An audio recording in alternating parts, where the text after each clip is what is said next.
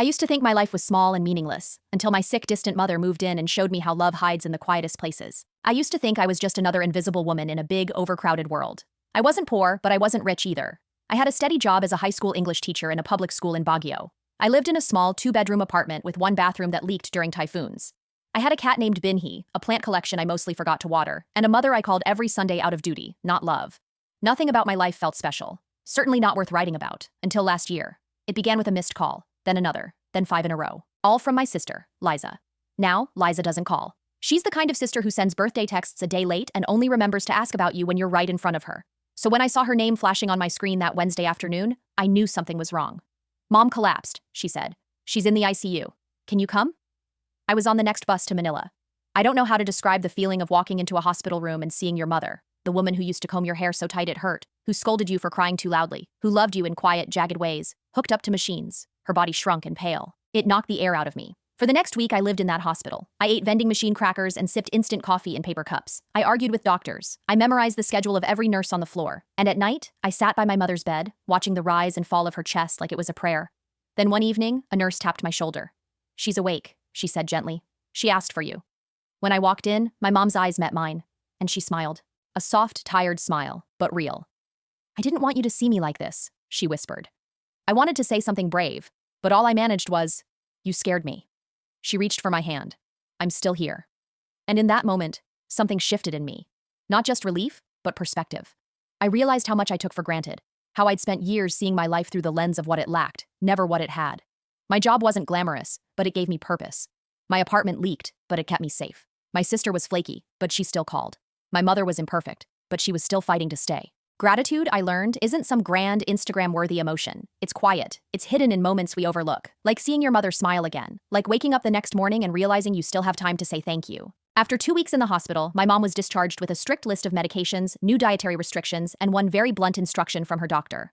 No more living alone. So she moved in with me. Temporarily, we both said. I cleared out the second bedroom, which had been more storage closet than spare room. I vacuumed dust bunnies from under the bed frame, replaced the old mattress, and bought new curtains with soft lavender prints, her favorite color. I even went to the wet market to stock up on vegetables I didn't usually buy, malunggay, sitaw, kalabasa. I googled how to cook sinigang the way she liked it, sour enough to make your eyes water. She arrived with just 2 bags, one of clothes, the other filled with herbal oils, rosaries, and a Ziploc full of prescriptions. I offered to carry them. She said she could manage. We both pretended not to notice the tremble in her hands. The first few days felt formal, like 2 strangers being polite. I asked her if she needed anything. She asked if I had work. We used phrases like, excuse me, and thank you too often, like we were overly conscious of invading each other's spaces. Then came the small shifts. One night, I got home late from a school meeting, drenched from an unexpected downpour. As I fumbled with the keys, she opened the door before I even knocked, holding out a towel and a steaming cup of salabat. You didn't bring an umbrella? She asked, half amused, half scolding. No, I said sheepishly. I thought the sun would last. She shook her head, clicked her tongue, and led me inside. You were born in Baguio and still trust the sky too much. I laughed. It was the first real laugh we'd shared in years. From there, the walls between us softened. She started folding my laundry. Not just folding, ironing. Every shirt, even the ones I never wore outside the house. She would hum while doing it, sometimes the same Kundiman tune she used to play on cassette tapes when I was little. One Sunday, I found her rearranging my bookshelf. I moved your dictionaries to the bottom. They're heavy, bad for your back, she said, not asking, just informing me in that motherly tone that leaves no room for argument. She organized my spice rack by alphabet. She peeled vegetables at twice my speed. She said my cat Binhi looked too thin and began feeding him boiled fish with turmeric. At first it felt like my space was shrinking, but then I realized it wasn't shrinking, it was being tended to. I was being tended to. One Sunday morning, as I poured her coffee, no sugar, 1 teaspoon of powdered creamer, she looked at me and said, I don't think I ever told you how proud I am. I blinked. Proud of what? You, this place, your job, the way you managed all this, on your own. I didn't know what to say, I just nodded, suddenly too emotional to speak. No one tells teachers they're proud of them. We're supposed to be the ones doing the praising. That afternoon, she joined me while I graded essays. She read some of them, tentatively at first, then more confidently. She corrected a few grammatical slips with a red pen she found in my drawer, and when one student's essay described their mom as mahirap pero mahal, which meant poor but beloved, she sighed. Sounds familiar, she whispered. We still argued, about whether vinegar belonged in adobo, about whether I was wasting electricity by charging my phone overnight, about her insistence on waking up at 4:30 a.m. because the chickens are already up.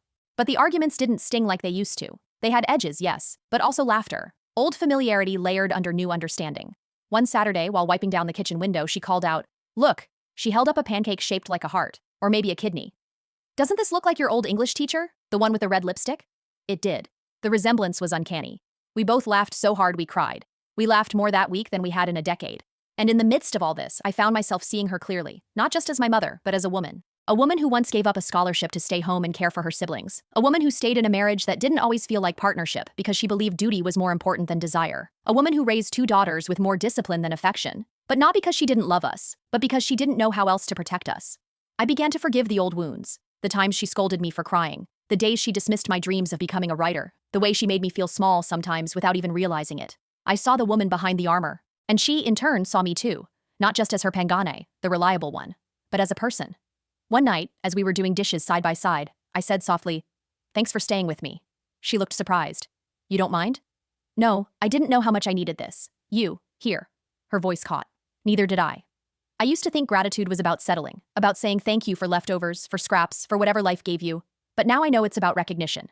It's about looking at your life, your messy, unglamorous, leaky roof life, and saying, "I see you, I value you, I'm still here." Gratitude lives in the details, in the smell of sinigang simmering on the stove, in your mother brushing your hair out of your eyes without saying a word, in the knowledge that someone is home, waiting, with tea and unsolicited advice and a whole lot of love she doesn't always know how to show. My life didn't become extraordinary. My apartment still leaks during typhoons. I still teach kids who think Shakespeare is boring. My cat still scratches my couch. But I wake up now with a different kind of stillness inside me, one shaped not by loneliness, but by gratitude.